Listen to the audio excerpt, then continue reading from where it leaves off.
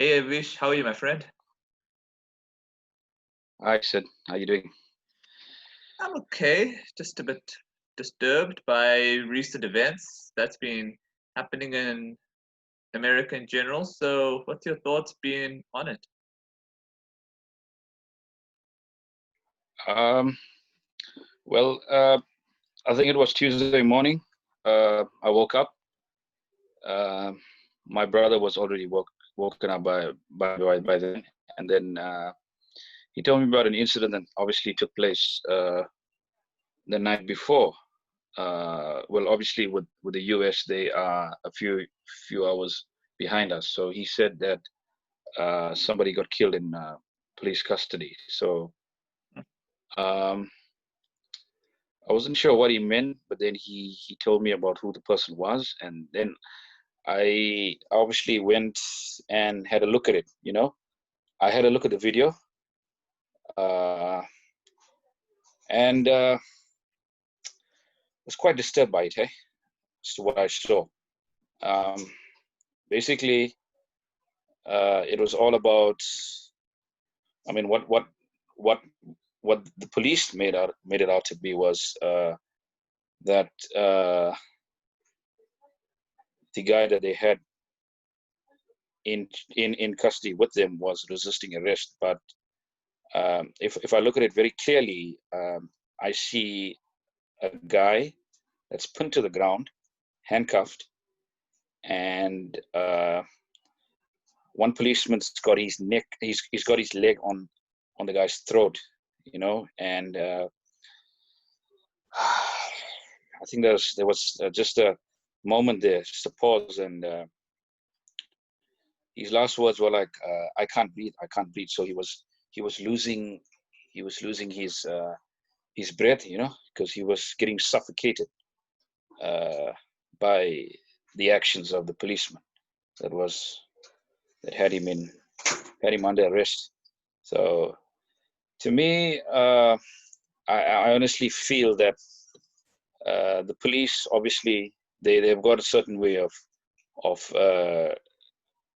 going about these things. They've got tactics that they have to use when obviously people that they do arrest or uh, from day to day, if they do resist. But from what I gathered, I don't think this guy was resisting arrest because he was already handcuffed by then. And I feel this was total abuse of power Could be like on this overrated policeman's or part. something. Yeah, total abuse.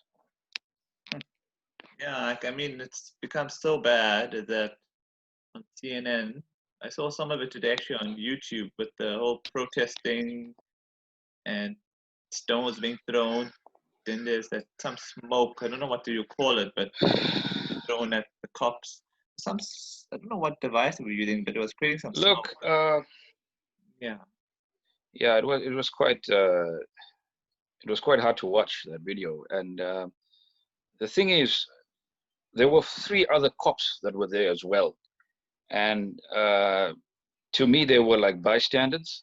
They were bystanders. So I mean, if they knew that this guy, you know what, he's losing breath, one of them could have intervened and said, Sergeant, let me take over here. Let me take over, so they can pick him up and just let him catch his breath. But I felt like, when somebody's asking for help, somebody's pleading out to you, your last breath. Um, the human instinct is to help that person, yeah, whether he's a criminal or not. I mean, yeah. you got him where you want him. I mean, he's charged for the crime that he was obviously called in for, and you've got him where you want him. And I felt that was going too far. That was actually going too far, and for a period of 9 minutes to have a guy pinned down and your leg on his throat, and it's like you pressing it down, compressing it, and he's losing breath, and then he's getting stomach cramps, and also forth. And I almost think if this was not if this was not filmed, you know if this was not videoed, and this would not have gotten through have gotten to the rest of the world, like as we see it now. And I can understand the frustration, the aftermath of the rioting and so forth. I mean, I honestly condone that, the damage to property and things. Obviously condone that, because I mean that is people's livelihoods and things. But I can understand the frustration behind it as well. Because I mean, the incident took place on Monday, but a conviction was only handed down yesterday. So it took them close to 96 hours to hand down a conviction to an incident which, in my view, is murder. The way I see it, it's first-degree murder, because by the time the policeman let go of him, he was obviously unconscious, and by the time the medical personnel got to the scene, he was obviously he lost conscious, and he was presumed dead in hospital. So that's shocking to me. Hey, you're living in terrible times, eh?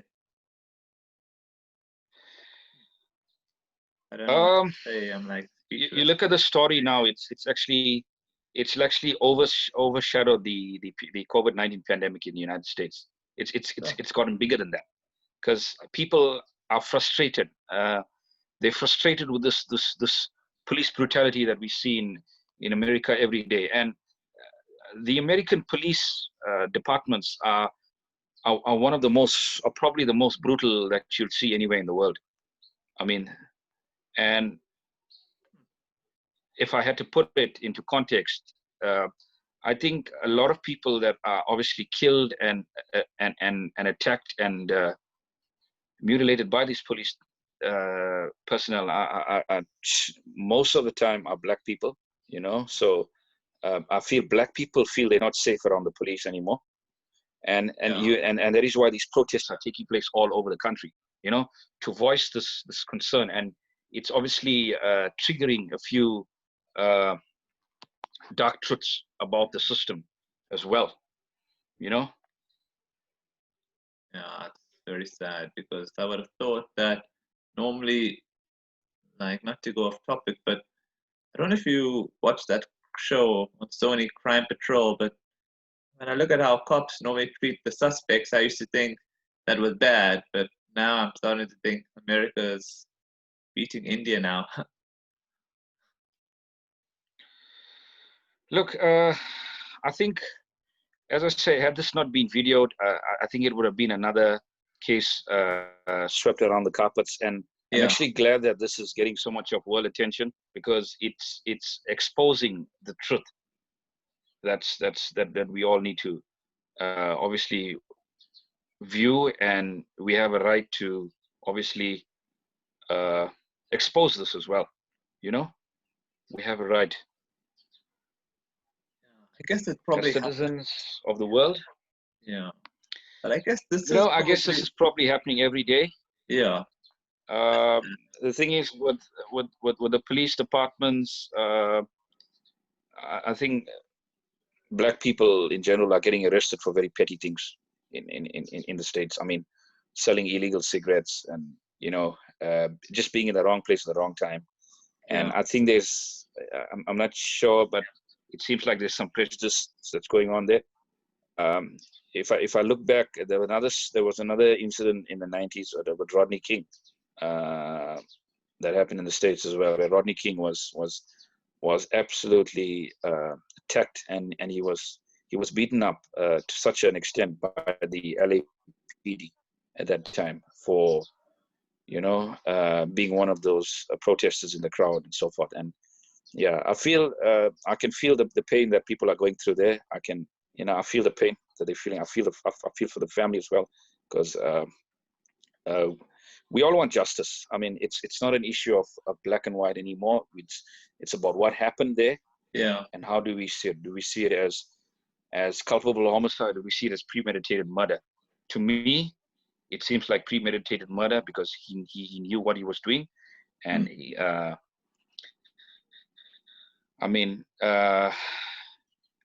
knew the extent that he was going, and he knew what was going to happen, what was going to proceed. And I mean, we all saw it. We all saw it on live TV.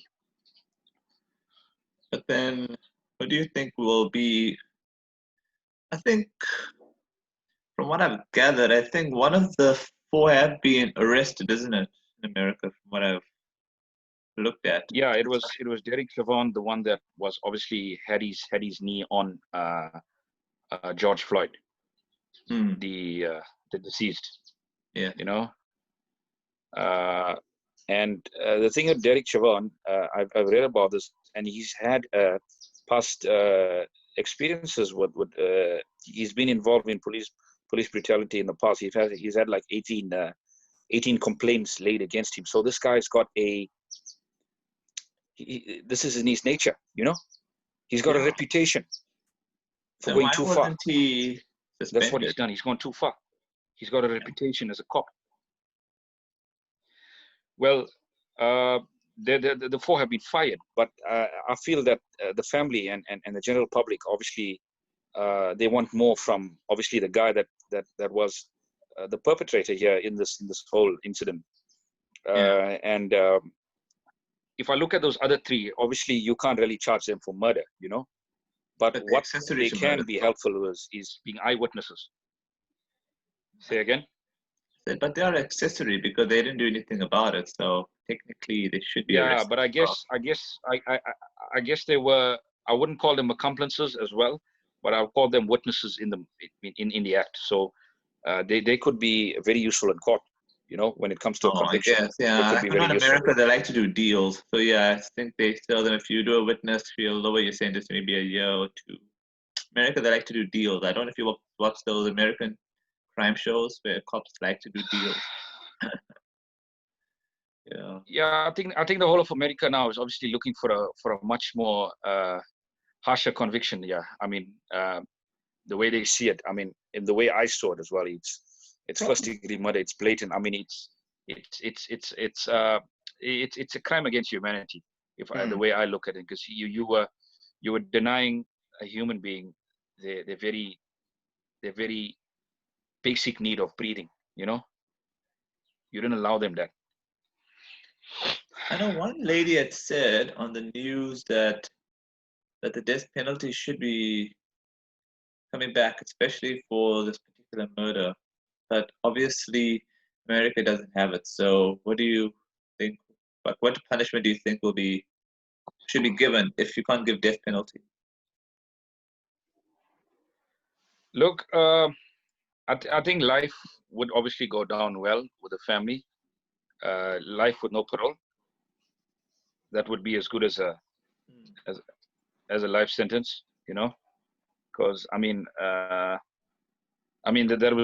would be as good as death row. But I don't know. I don't know if we're gonna get death row, yeah. But I would be quite happy with a life sentence without parole on this one. Yeah, You know? yeah. And or you could Yeah, have that rigorous punishment during life parole. I think that would be good also. Because what's the point of a guy getting life parole but just yeah. sitting there rotting? It's like, I guess we've seen a few racial, uproars that's caused by this because you could say there was racial instincts that were seen yeah, that were enacted on this on this on the deceased, you know, yeah. I'll have on to this man. probably, So yeah, it's something that needs to be addressed nationally within the police department because I think there's too much of abuse of power within the police department around the United States. I mean, there are other police departments around the world, but I don't think they've gone this far as to what we've seen. Uh, as to what we've seen take place on Monday, and these riots are a result of this because it's become a pattern. I think the people in America are quite fed up of this pattern of black men living and dying at the hands of the police. It has to stop. It has to stop at some point. wow. I mean, I wish, yeah, it's pretty. I, as I've said before, I've got no words, man. I'm too shocked to say anything else. But then, on a final note, is like, what do you think the president's going to do about it? Obviously, I know this is kind of off a small tangent, but what do you think is going to happen with the election? Do you think he's going to do something bold in order to set a good example and to also look good for the upcoming election? Look, I think from a conviction part, I think to set a good example and to set an example to other policemen that actually cross the line, a life conviction would be one of them. And I think in terms of the state now, what they can obviously instill is probably a cleanup of all police departments that have these sort of racial tendencies, you know? I think that's what the state can obviously help in, a total cleanup. Okay. All right. I think Yeah. we'll probably stop there, but thanks so much for the insightful conversation, my friend. Yeah, thanks for having me, Sid. Sure, man. Anytime.